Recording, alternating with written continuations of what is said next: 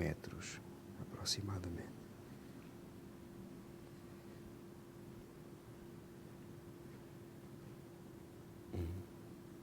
2, 3, 4 metros.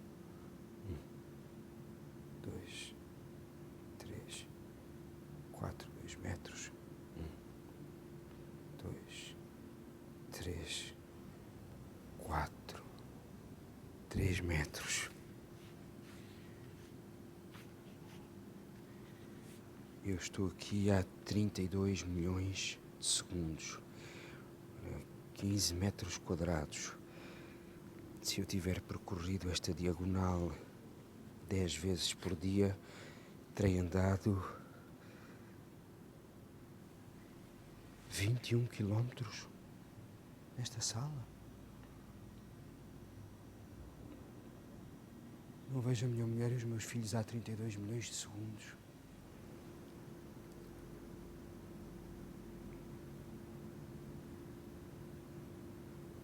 O espaço em que estou escondido tem cerca de 3 metros por 5.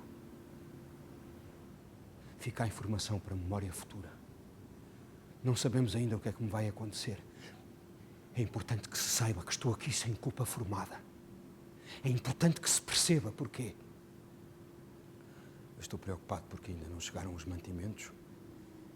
Tenho conseguido sobreviver graças à ajuda de alguns amigos que me esconderam nesta casa e montaram uma estrutura clandestina de apoio.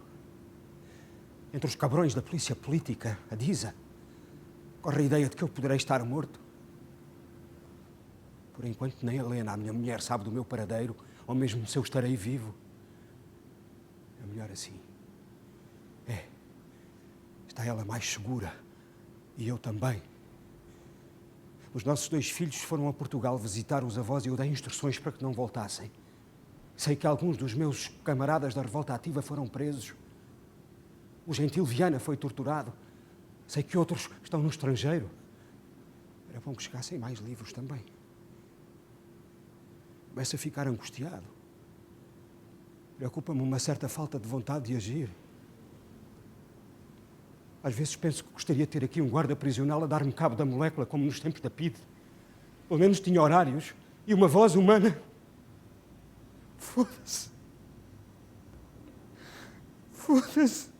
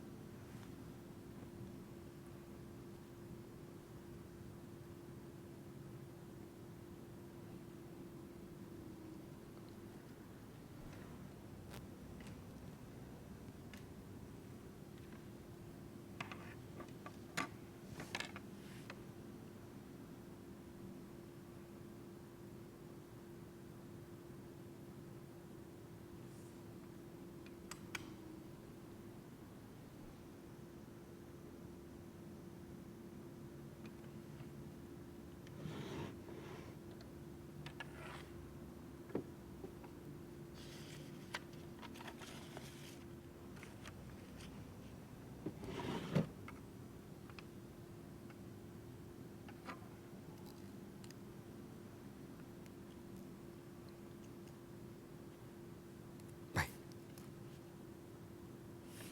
13 de abril de 1977. Tenho procurado manter a saúde física e mental graças a uma disciplina espartana. Coisas que aprendi na clandestinidade. Estabeleci um horário para os meus dias que cumpro escrupulosamente. Pratico o exercício possível neste espaço exíguo. Preocupo-me com a higiene do corpo e do espaço. E iniciei a redação das biografias dos meus camaradas da revolta ativa, bem como um relato do que aconteceu para enviar para o estrangeiro, a ver se conseguimos que a nossa situação seja conhecida.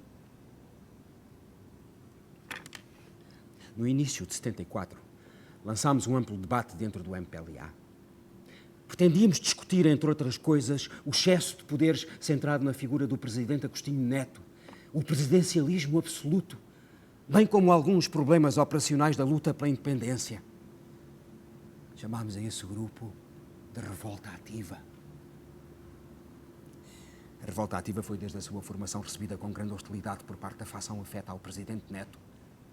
74 foi um ano de intensas negociações. Mas em setembro, já depois da Revolução em Portugal, integrámos o Comitê Central do MPLA. Estava tudo a postos para se iniciarem as negociações com o movimento das Forças Armadas português com vista a um acordo de paz e à transição de poderes. Neto, no entanto, surpreendeu todos. Assinou sozinho um acordo de tréguas. A ação de Neto foi deliberada e bem-sucedida, posicionando a ala presidencialista como única corrente dentro do MPLA. Tínhamos sido excluídos.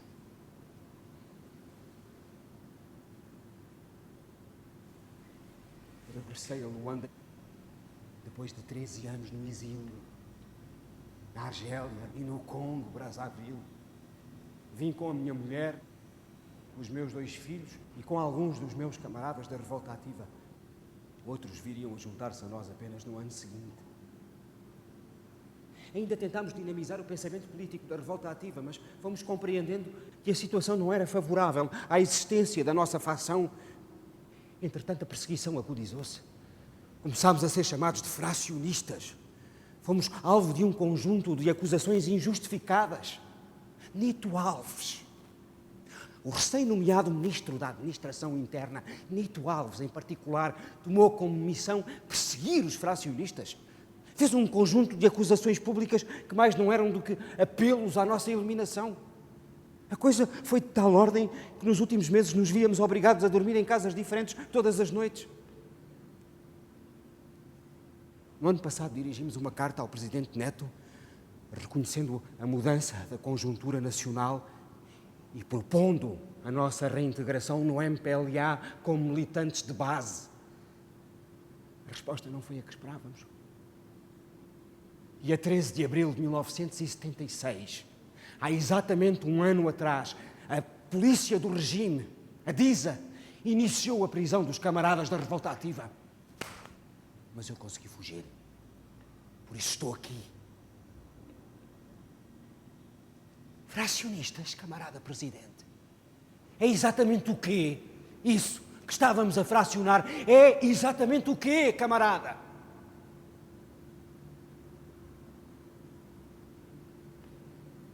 Camarada presidente.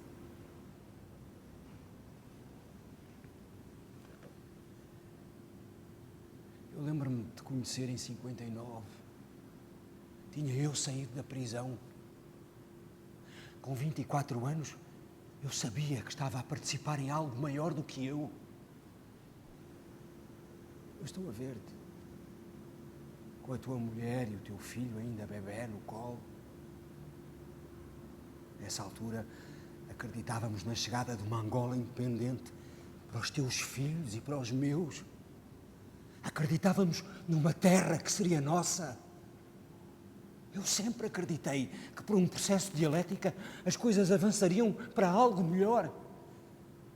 Mas isto agora é outra coisa.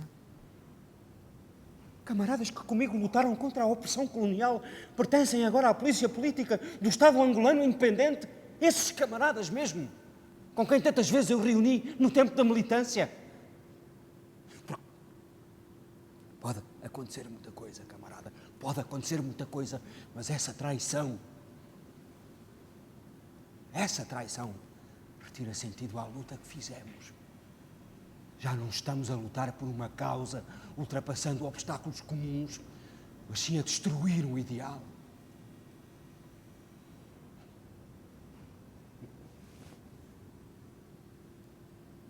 Será esta a visão de um homem desiludido, que quer à força encontrar um sentido de vida político ou filosófico?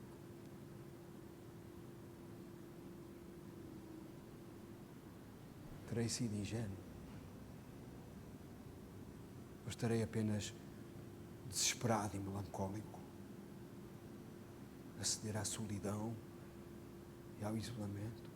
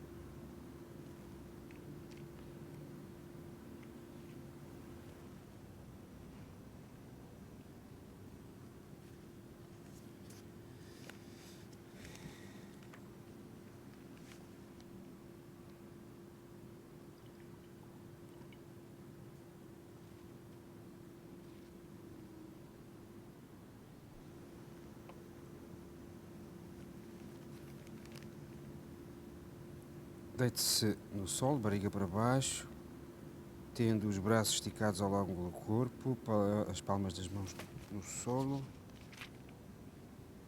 Inicie uma inspiração e vá levantando a perna direita tão alto quanto possível. Cuidado de não deixar flexionar-se. Depois prenda a respiração de 2 a 10 segundos. Faça descer a perna e repita com a perna esquerda. Suster, baixar.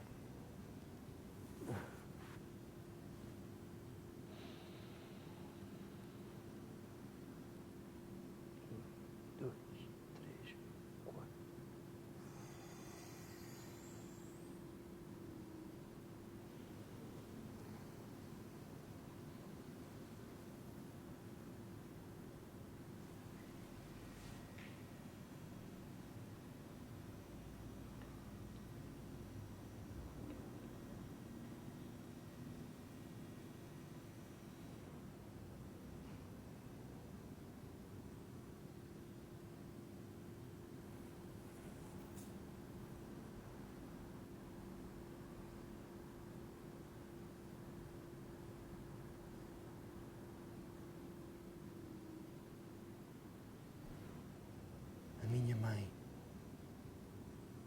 A minha mãe ali ao fundo.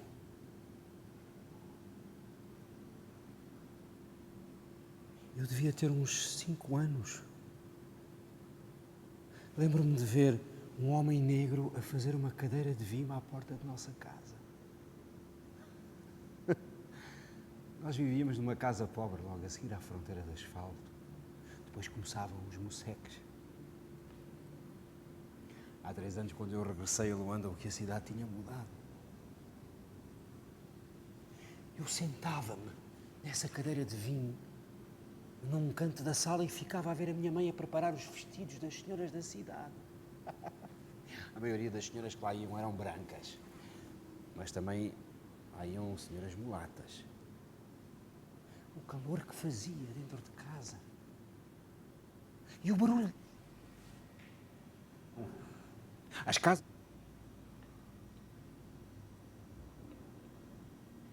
E aquela senhora ali, a quem a minha mãe tirava as medidas, a fumar, a fumar, a fumar.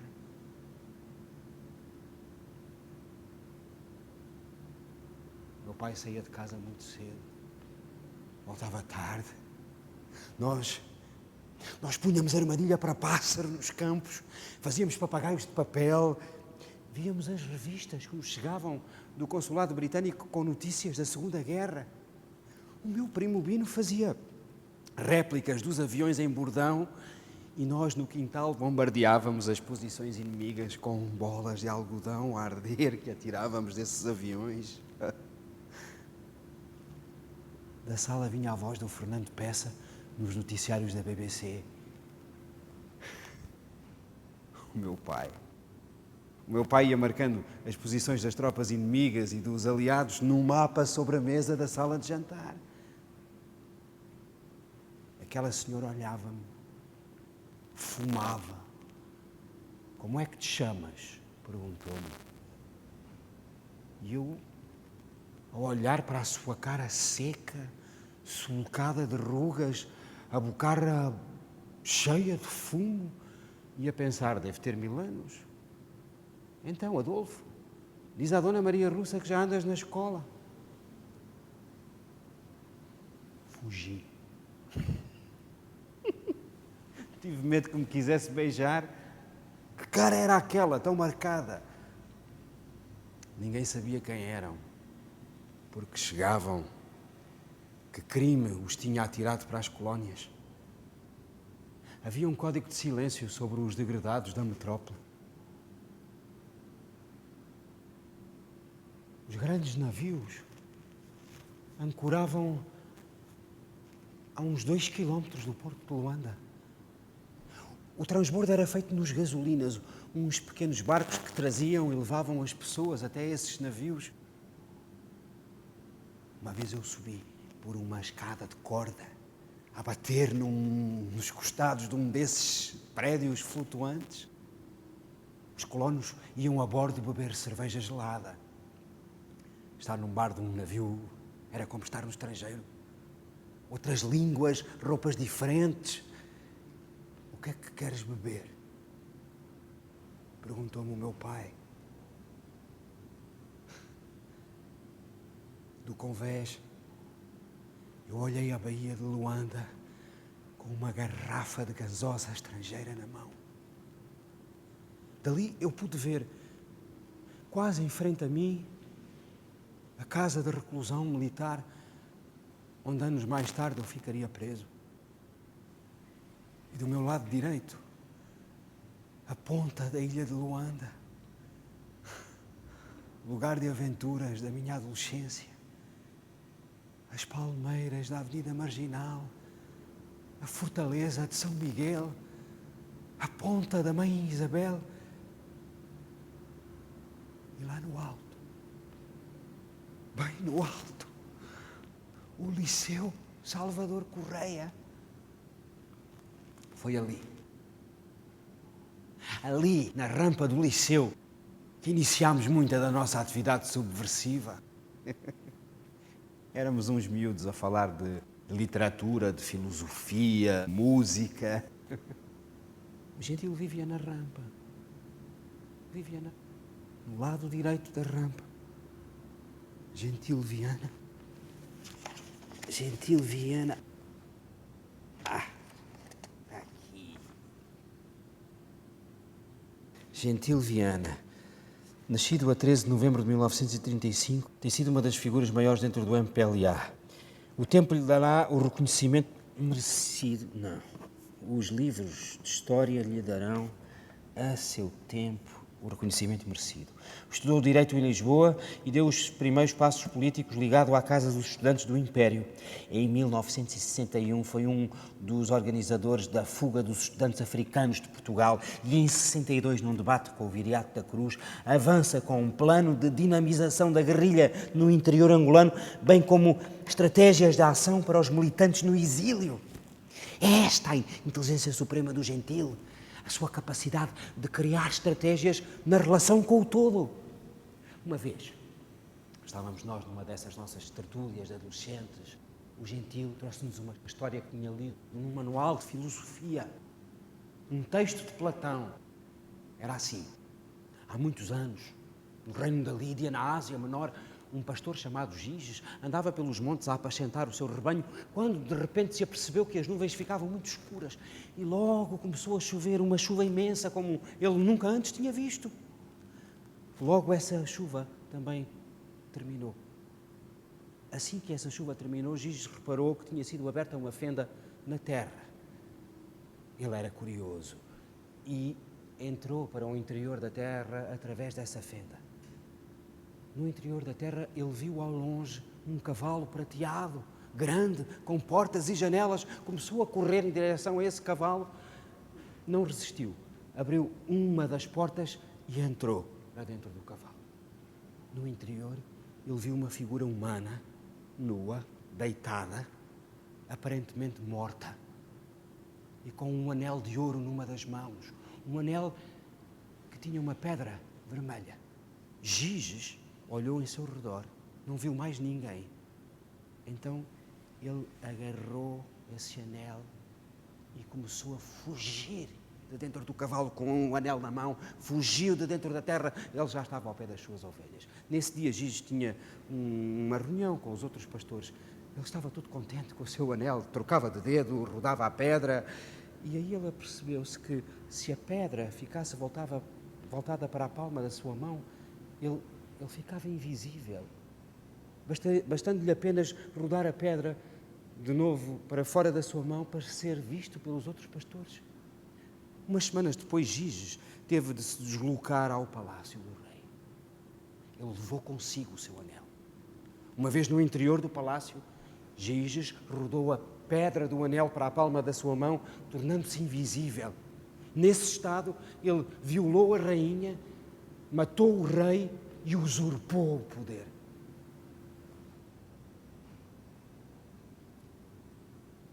Naqueles tempos, a terminar o liceu, muitos de nós já se encontravam envolvidos na luta nacionalista. Recebíamos livros progressistas de editoras argentinas e brasileiras, líamos Jorge Amado, Neruda, Marx, Lenin. Movia-nos a discriminação que alguns dos nossos amigos sentiam na pele, claro, mas principalmente esse sentimento de diferença em relação aos da metrópole. Nós seguíamos os passos da geração angolana imediatamente anterior à nossa. O Viriato da Cruz, o Agostinho Neto, o António Jacinto e outros que com eles começaram a afirmar uma identidade angolana. A discussão dos princípios que devia reger uma sociedade tinha para nós, nesses tempos, um enquadramento marxista e não platónico. A história de Giges, no entanto, veio confrontar-nos com problemas essenciais, estruturantes. Nós passámos a discutir a necessidade de uma ética individual e a sua função na organização social. O que é que leva alguns indivíduos a seguirem um ideal, muitas vezes com grande sacrifício pessoal, e outros não? Estes meus antigos camaradas que agora me dão caça terão feito como Giges. Terão esquecido a sua conduta anterior.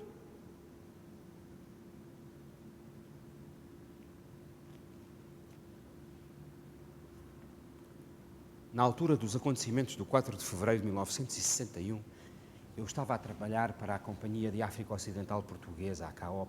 Estava a fazer um levantamento topográfico na fazenda Nia. Ouvi dizer na rádio: energúmenos atacaram as cadeias de Luanda. Foram os ataques à cadeia de São Paulo e à Casa de Reclusão Militar, organizados pelo cônego Manuel das Neves. No dia seguinte, o gerente da CAOP veio buscar-me. Vinha de pistola. Para que é isso? Perguntei. Eu devo ter feito uma cara muito surpresa, porque ele me respondeu mal disposto: sente-se seguro a trabalhar no meio desses tipos sem pistola? Depois dos ataques da UPA no Norte, a 15 de março, uma parte da comunidade branca de Luanda começou a organizar-se em milícias populares. Atacavam os moçecas, circulavam em jipes e caminhões armados pela cidade, matavam indiscriminadamente. Um dia o rapaz que trabalhava lá em casa entra-me porta adentro, o pânico no rosto, perseguido por um elemento de uma dessas milícias. Terrorista! Esse tipo é um terrorista! Gritava.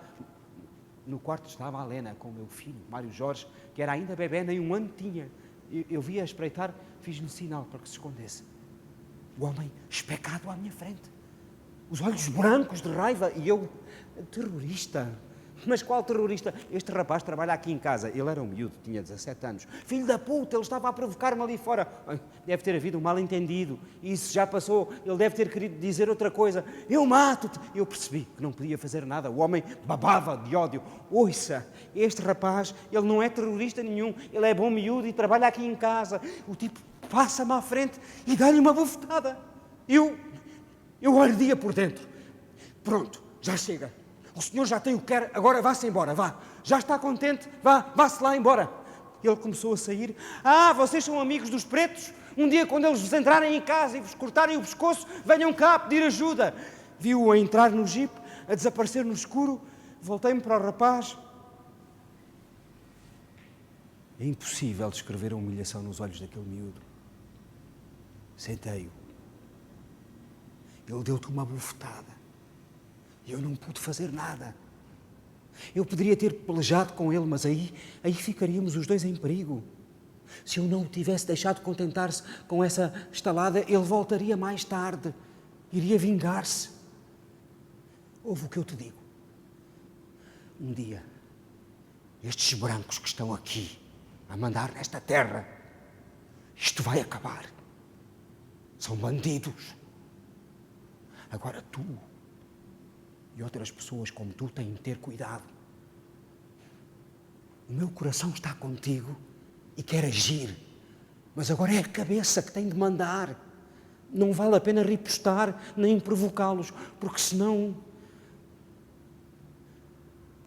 morrem as pessoas e as coisas não mudam.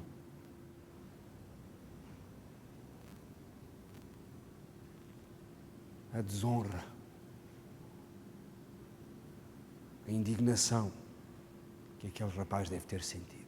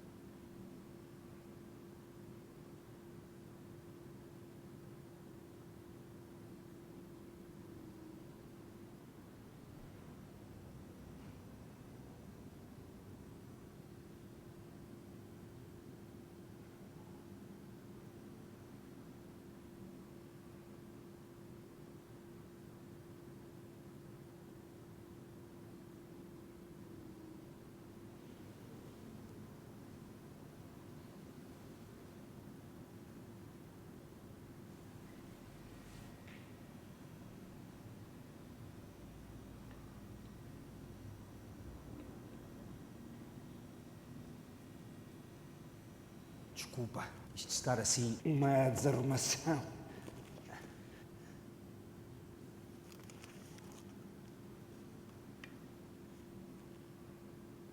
Iogurtes, queres? Aprendi a fazê-los aqui. Um bocado de outro iogurte, leite, deixar fermentar. São deliciosos, devias experimentar. Nem imaginas as posições de yoga que eu já sei fazer. Já faço a posição invertida. Comecei a escrever poemas.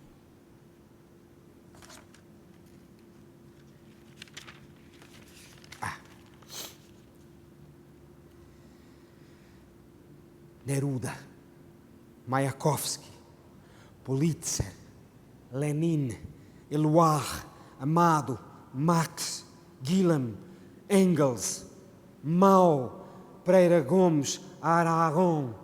Eu vos li quando era proibido vos ler. Perguntou-me por voz a pide na prisão. Pensamentos que iluminaram, mundos que compreendi, sentimentos que senti mais fortes. Opressão, progresso, revolução, humanidade.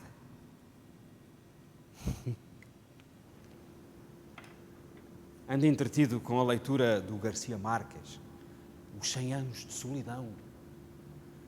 Mas que merda de título para um tipo que está escondido.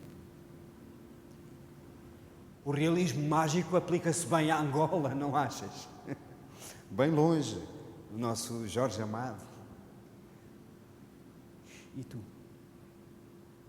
Como é que tens aguentado?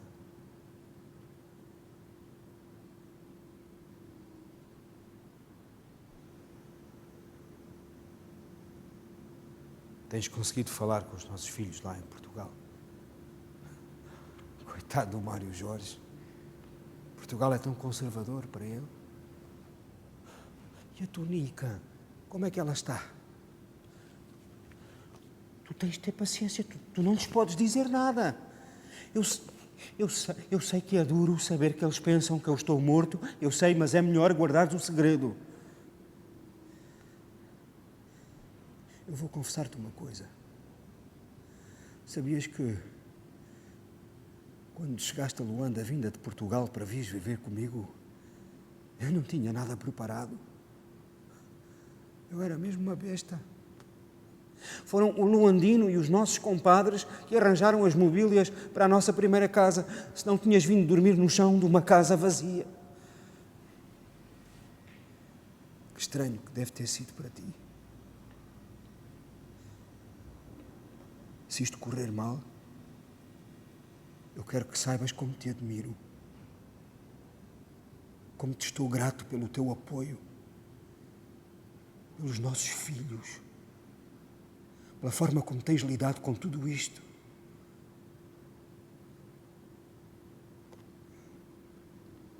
Eu lembro-me tão bem desse ano, de 59, o ano em que tudo começou. O nosso casamento, a minha atividade política, as prisões da PIDE.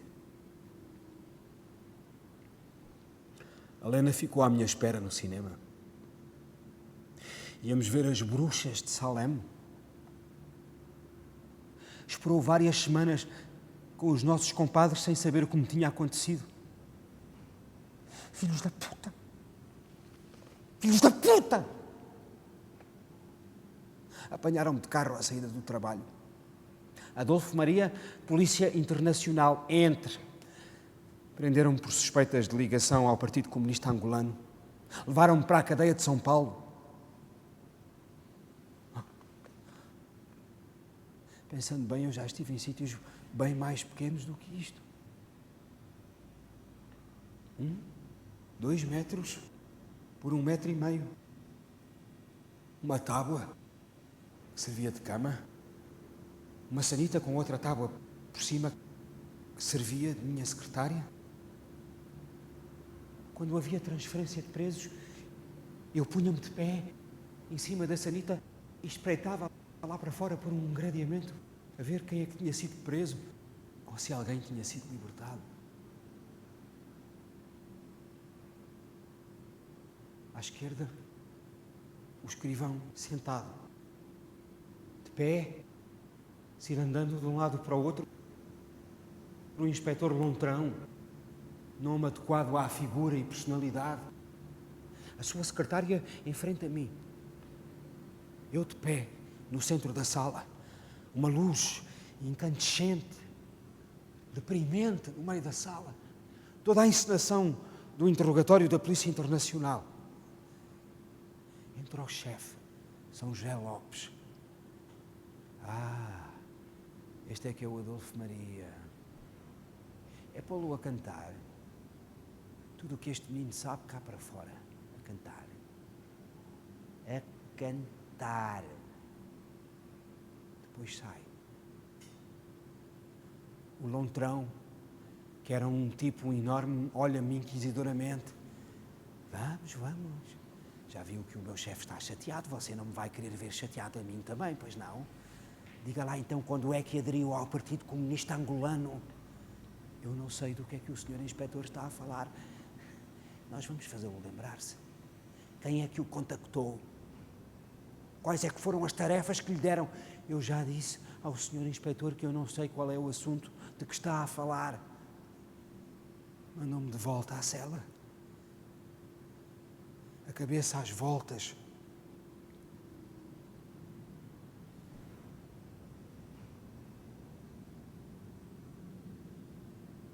O medo. O nervosismo. O que é que será que eles sabem? O que é que será que eles sabem? Passam-se semanas. Eles não tinham, de facto, matéria para me levar a tribunal. Eu era uma peça pouco importante na engrenagem. Entretanto, permitem que a Helena me visite na prisão. A nossa ligação consolida-se. Mais interrogatórios. O inspetor Lontrão, o escrivão, eu. Sente-se aí, homem. Mandei-o chamar para conversarmos um bocadinho. Como é que está a sua mulher? Não sei. Estamos todos a perder tempo, hein?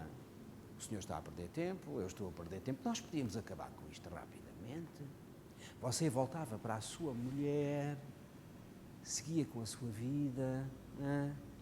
Essas suas posições políticas. Eu não tenho posições políticas. Os seus amigos falaram de si, sabia? Você e o Luandino gostam de ler, não é? O que é que gostam de ler? Jorge Amado? O que é que lhe interessa em Jorge Amado? Vais-lhe lembrar Angola, os moceques. Ele tem preocupações políticas. Eu não sei de preocupações políticas nenhumas. Você é um tipo curioso. Mas há certas curiosidades que... Bem, a verdade é que você também não está aqui por causa da literatura, não é? E eu repetia para mim próprio aquilo que tinha aprendido em conversas com os mais velhos que já tinham passado pela prisão. Nunca entrar em diálogo. Dizer apenas aquilo que sabemos que o carcereiro sabe. Nunca deitar por terra a luta e os camaradas da luta. Ocupar o tempo. Ocupar o espírito. Ocupar o tempo. Ocupar o espírito. Ocupar... Lena, eu vou ter contigo, Lena. Agora mesmo. Eu vou, Lena. Eu vou ter contigo, Lena. Agora mesmo, eu vou ter contigo, Lena. Agora eu vou ter contigo. Agora mesmo, Lena. Eu vou ter contigo, Lena. Agora mesmo, Lena. Eu vou ter contigo, Lena. Eu vou ter contigo, Lena. Eu vou ter contigo.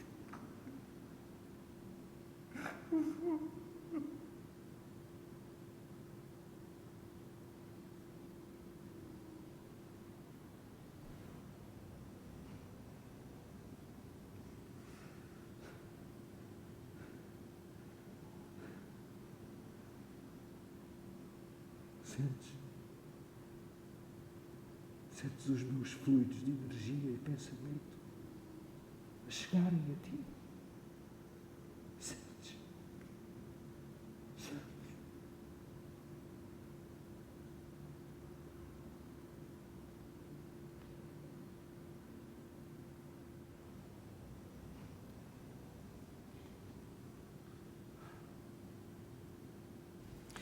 Viver num apartamento parcamente mobilado em Luanda.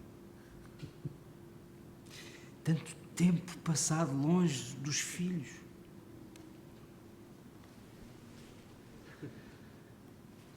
A dedicação com que trabalhamos nos manuais de alfabetização para os guerrilheiros em Argel. Hã? O tempo dos programas de rádio no Congo, Brazzaville. Não foi certamente a expectativa de ganhar dinheiro, fama, honrarias que conduziram a nossa vida. Pois não, Lena? Não foi. Foi outra coisa. Nós nunca nos desviámos daquilo que tínhamos feito. Nunca nos desviámos daquilo que tínhamos de fazer. Nunca.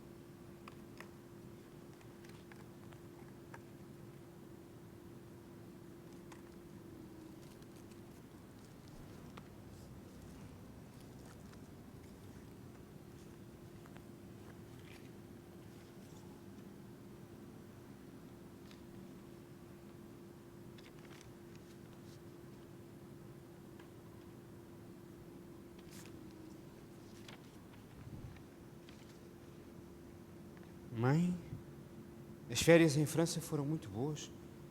Estive num campo de férias que tinha ping-pong e piscina, restaurantes e uma praia de nudistas. Tenho uma fama do caraças. Engatei 9 miúdas e fui para a cama com 3. Nisto se vê que o miúdo conviveu muito com o gentil Viana. Opa, tu vê lá no que é que te metes, hein? Mas não te preocupes com nada, mãe. Tenho sido muito cuidadoso, até conheci os pais das miúdas e agora que regressei a Chaves correspondo com elas.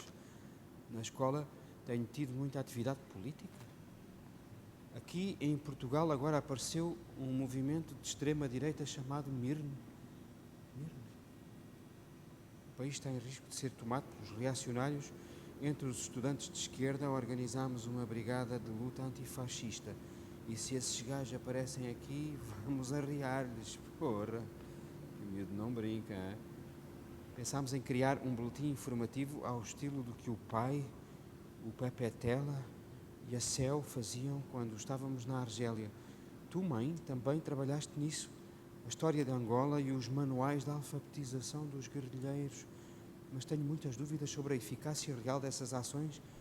O pai contou-me depois, quando fomos para o Congo, que tinha encontrado alguns desses manuais de alfabetização abandonados em armazéns do movimento. Pois contei. Gostava de continuar um dia esta conversa com o pai. De resto, com a túnica está tudo bem. Ela já tem 1,46 m e pesa 40 quilos. Envio um desenho da túnica. Mãe, pai, túnica, Mário Jorge. PS, ela já tem maminhas.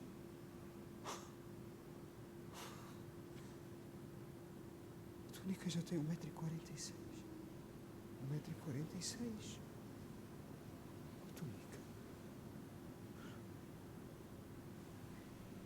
Tu cresceste muito, túnica.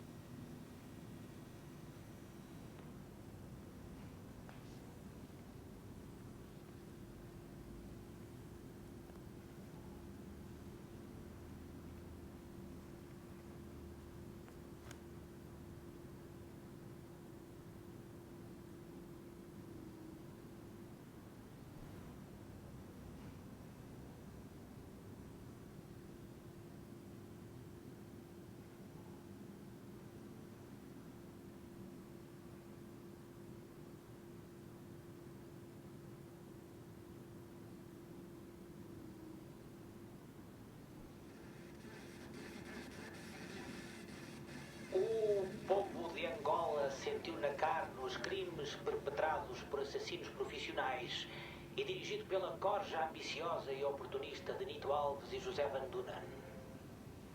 Durou apenas umas horas, breves horas, a aventura golpista das lagartixas fracionistas. O camarada Presidente Neto agiu com magnanimidade, estancando a tentativa de golpe de Estado. O dia 27 de maio ficará recordado como um dia negro na história da Angola independente. Abaixo ao fracionismo. Viva o MPLA. Viva o camarada Presidente Agostinho Neto. Os heróis serão Dangerot, Nzar, Mingas, Eurico. Fui visitado pelo Joaquim Pinto de Andrade. Corre a notícia de que Nito Alves e José Van Dunen terão sido mortos. A mão do regime caiu pesada sobre eles. Diz-me que há perseguições, muitos ajustes de contas. Há quem diga que há pessoas enviadas para campos de concentração e notícias de fuzilamentos indiscriminados. O próprio Joaquim diz que viu na estrada um caminhão cuja cobertura se soltou com o vento. Diz que ia cheio de cadáveres. A tese oficial é de que o 27 de maio foi uma tentativa de golpe de Estado.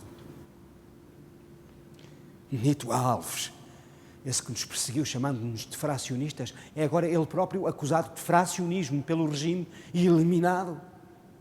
O Joaquim diz-me, para estar descansado, que a Helena aqui em Luanda está bem, os miúdos lá em Portugal também. Aparentemente, toda a gente pensa que eu morri, mas depois de toda esta confusão eu também deixei de ser importante. Mas que não devo ter qualquer esperança de poder sair daqui.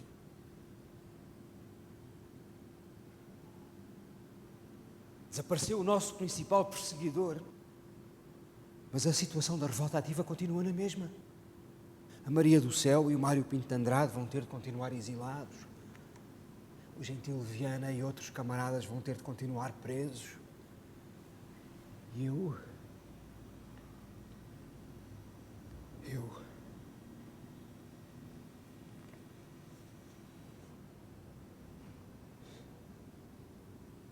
Gostava de continuar um dia esta conversa com o pai.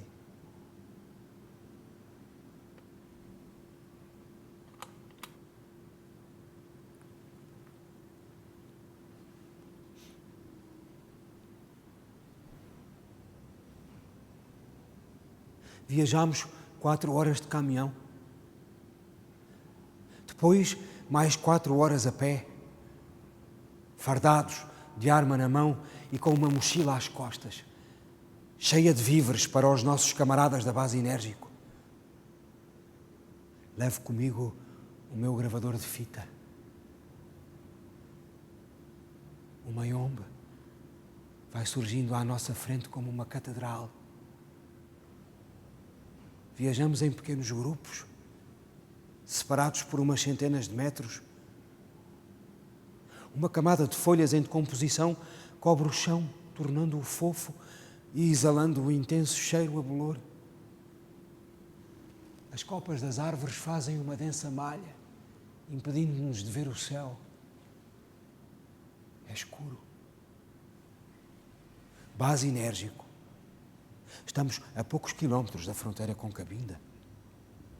Uma pequena clareira, rodeada de cabanas distribuídas concentricamente por umas centenas de metros. Sento-me debaixo de uma árvore. Quase adormeço a ouvir o zum-zum dos camaradas guerrilheiros que conversam ali perto. 3 deles aproximam-se. Camponeses, como tantos outros aqui na guerrilha. O mais jovem e mais audaz vem ter comigo. O camarada é mesmo aquele camarada que fala na rádio? Digo-lhe que sim. Imita a minha voz na rádio. Nós achávamos que o camarada era diferente. Os camaradas não sabiam que eu era branco, é isso? Nós achávamos que o camarada era grande porque o camarada tem voz grande. Falamos longamente sobre as suas lavras, as suas famílias, as suas terras de origem.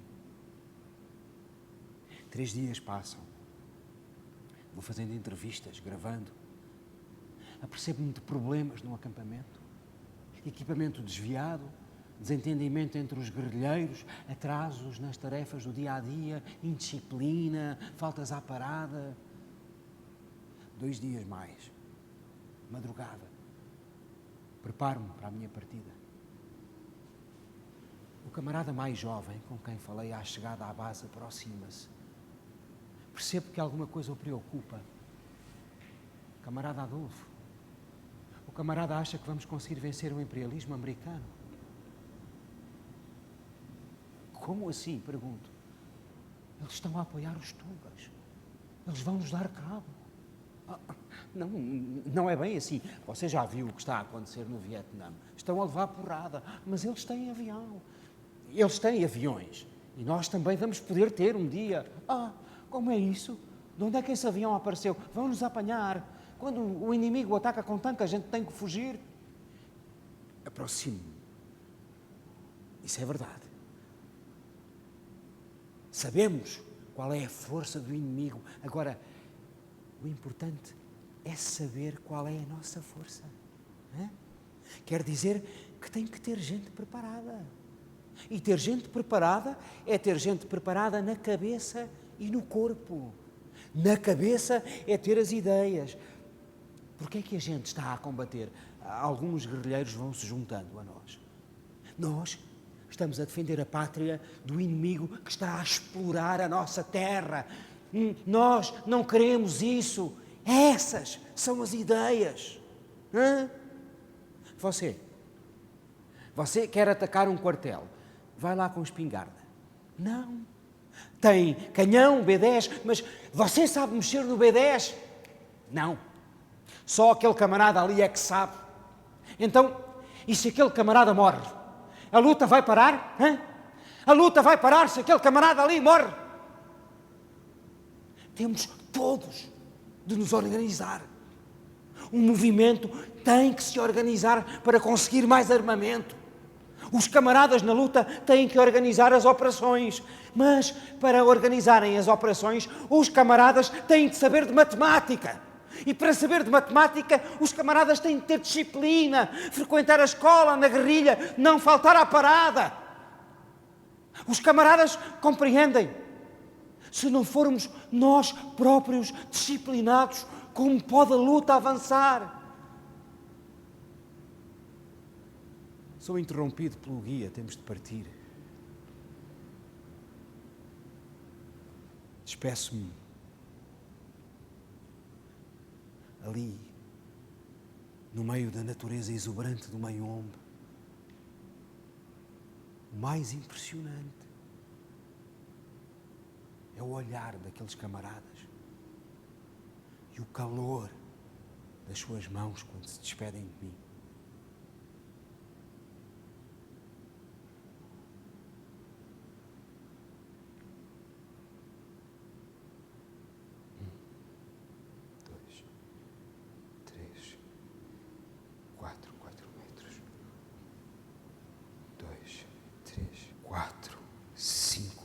metros. 2, 3, 4 metros. 2, 3, 4, 2 metros. E dou de caras com o gentil ainda adolescente na rampa do liceu. 2, 3, 4 metros. 2, 3, 4, 2 metros. 2, 3, 4, 3 metros. Daqui consigo ouvir o som das quintandeiras da Luanda da minha infância. 15 metros quadrados. Uns passos para a esquerda apenas. E dou de caras com os meus camaradas da luta na frente norte. Ali ao fundo, vejo a Lena numa rua e apaixono-me por ela.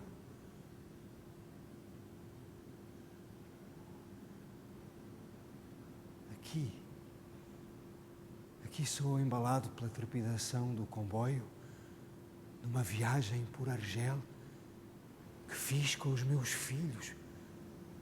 Falo-lhes de um mundo novo, da liberdade, da difícil luta pela liberdade.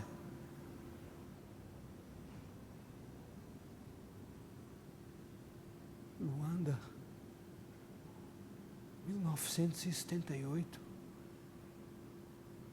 É importante que se perceba por que razão eu estou aqui.